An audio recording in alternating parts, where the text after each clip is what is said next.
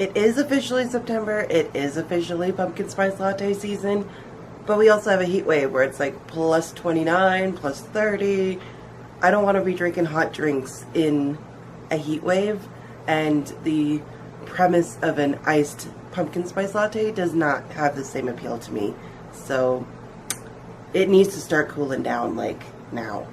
Hey everybody, welcome back to another video. It feels like I haven't done this in a very long time because I pre-filmed the entire month of August, so I feel like I haven't been around even though you guys have seen me around, which is funny.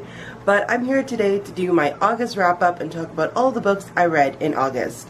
I apologize if I sound like congested or stuffed up. I'm still like have the lingerings of a cold left behind, so I might sound a little bit more deeper than I normally am. So, but without further ado, let's just get right on into the books that I read in August, which unfortunately wasn't a lot. So in August, I read a total of 3 books completed. I DNF'd 1 book, and then I started one on audiobook because there was something that I bought that ended up completely distracting me from reading, so audiobooks ended up being a good idea for the rest of the month.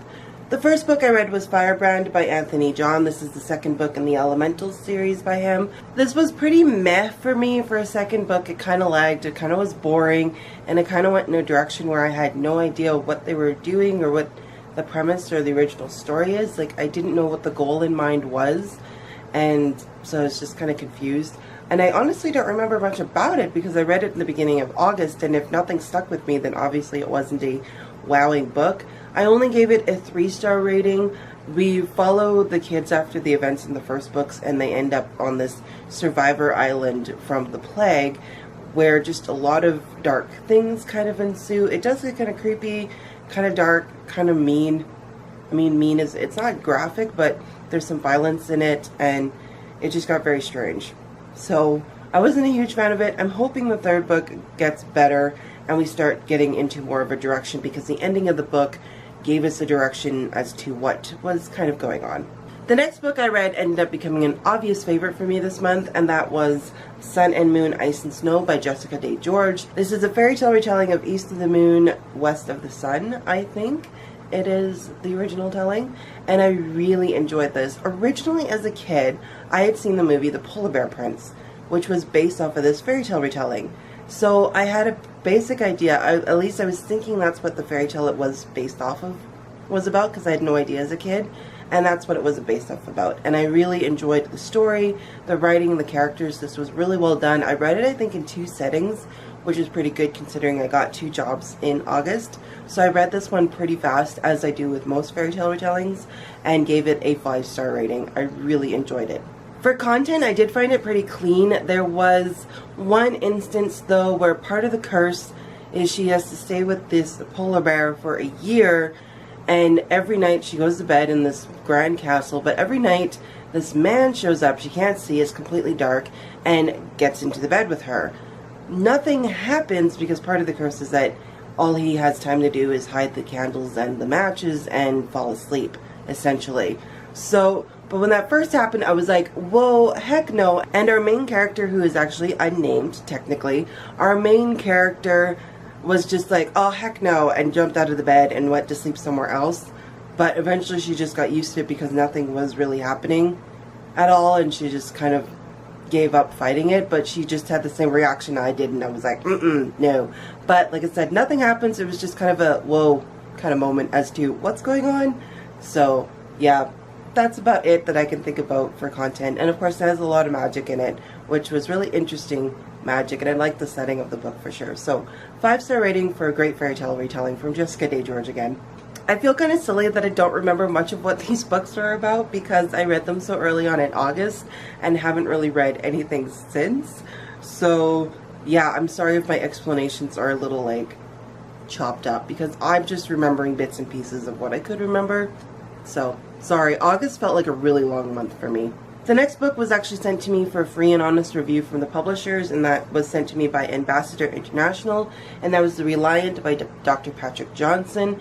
This is set in kind of our modern day setting, but in the United States the dollar like completely crashes, and a bunch of like government monies that is supposed to go and support people kind of gets cut off, and people start rioting and going crazy. And this follows a family who was affected by the rioting. And our main character, Sophie, and her 7 brothers and sisters, I think, run off into the woods and hide, and a lot of really terrible things happen. I kind of enjoyed this book. I think I gave it a 4-star rating. The reason I didn't really fully enjoy this book is because it actually stressed me out quite a bit, because these kind of situations of panic, unknown, unrest, and fear really build up a lot of anxiety for me, and that's why I don't like any of the Left Behind books. I don't like any of the Left Behind movies. I can't handle it. I have actually had panic attacks as a child with that, and The Reliant, it didn't really give me the panic attacks, but it just definitely stressed me out, and I didn't really like feeling stressed out. But I did eventually like the way it was handled and liked how it ended. It definitely had a better ending than I was expecting, but these kids go through a lot of things. And of course, they're all homeschooled. There's like 7 kids in the family, and it was written by a gentleman that homeschools his kids and has 10 kids. So it kind of had some stereotypes, but the faith elements were very much on point. The next book I attempted to read was also sent by a publisher, and this put me in a massive reading slump, and I ended up DNFing The Day the Angels Fell by Sean Smucker. This was sent to me by Revel for a free and honest review. It is out September 5th, so I was trying to read it so I could review it for you guys and give you a review for it. I got 5 chapters in and was so bored with it. No connection, no pull to get me into this book. There's some weird fortune teller old ladies scene that didn't really make sense to me at all. I guess it might make sense further on. And then one of these old ladies meets this kid in the alley and then just disappears, and nothing really happens between them. So it was very weird. It didn't really draw me in. I felt no connection to the characters. Like I said, I attempted a good 5 chapters of this book. I DNF'd it. It just pulled me right into a reading slump, and I didn't read anything else for the month of August because I was struggling through this one so much. So currently a DNF'd. Might pick it up again later, but it was very boring for me. So aside from that book pulling me into a massive reading slump, I also picked up a huge Color Quest color by number, and I'm addicted, you guys. I'll show you the cover. So that's the book I picked up. This is the type of drawings it is. There's these tiny little octagons or squares or triangles or what have you. It is a color by number, and I am obsessed. I love these almost more than the Johanna Basford coloring books because it's so mindless and you're just filling in color and whatnot, and you can kind of just play around with different color palettes and stuff. You don't have to follow the exact color palettes. It was a lot of fun, which definitely pulled me away from reading, so I ended up picking up the audiobook of The Goose Girl by Shannon Hale.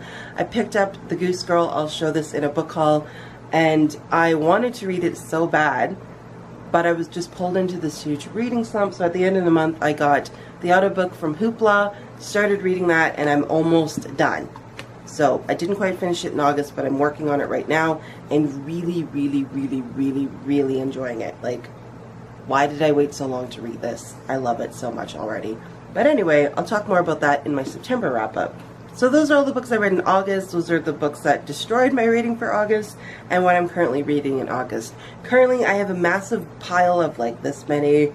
I always measure my books by piles. I have a huge pile from the library just because I wanted to pull myself out of a reading slump, and none of the books on my TBR shelf were appealing to me at that time, so we'll see how it goes. With the library books and the Goose Girl, I think I'm getting back into the swing of things. Let me know in the comments below what your favorite book for August was. I always like hearing what you guys are reading. As always, guys, thank you so much for watching. I'll see you next time. Bye!